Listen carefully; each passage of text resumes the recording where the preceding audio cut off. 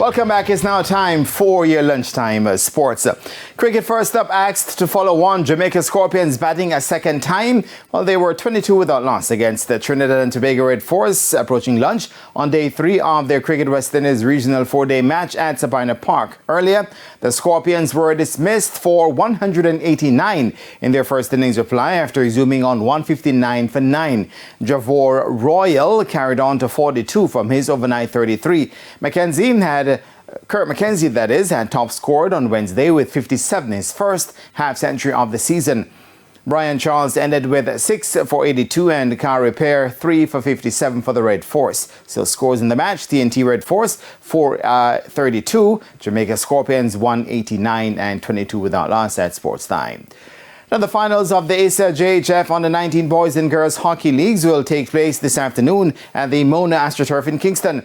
Defending champions Jamaica College and Monroe College will battle in the Under-19 Boys final starting at 4 p.m. Many-time champions Monroe secured their place in the final after blanking Denby High 2-0 in their semi-final. Daniel Bowen putting Monroe ahead in the 20th minute before Jason Williams sent them further ahead in the 30th. Been a challenging season for us.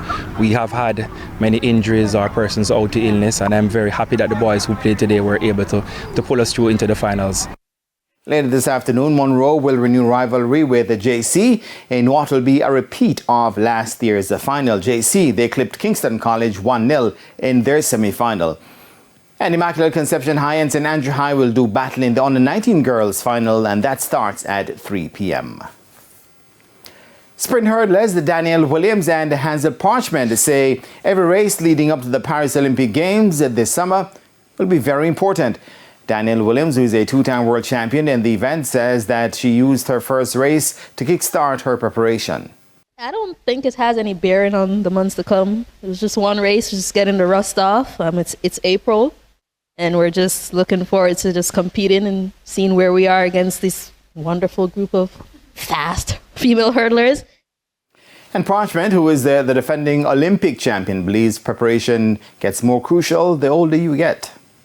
With age, I guess I'm a little bit more mature, so less time wasting, trying to take better care of myself and, trying to give better performances each time. Williams and Parchment were speaking at the Jamaican Diamond League meet, which the press conference for that Diamond League meet, which is set for Saturday.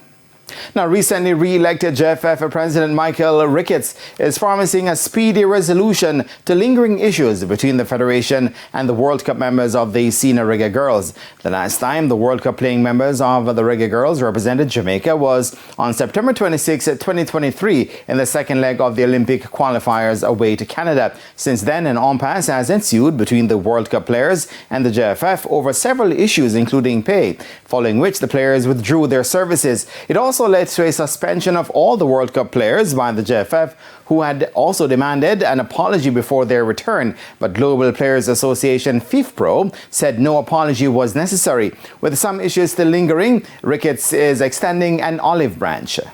I will be meeting with them. We don't want to be in a fight with our players. The JFF will never win when you get in a fight with your players.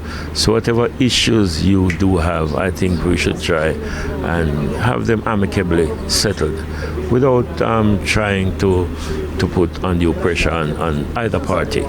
So I have given an indication that I will have some discussions with these players, and then I'm pretty certain that things will be okay thereafter, because I'm sure that they really want to play. They want to represent their country. These clubs that they represent, they don't play world football. Players want to get into the World Cup. And the onus is on us to ensure that we embrace these players and that we have a relationship with them. And that's the final whistle, and that is it for your midday sports report. And I am Jermaine Brown. Shane, back to you. Thanks, Jermaine. And that's the Midday News. I'm Shane Masters. Join us at 7 for Primetime News. On behalf of the news, sports, and production teams, have a good afternoon.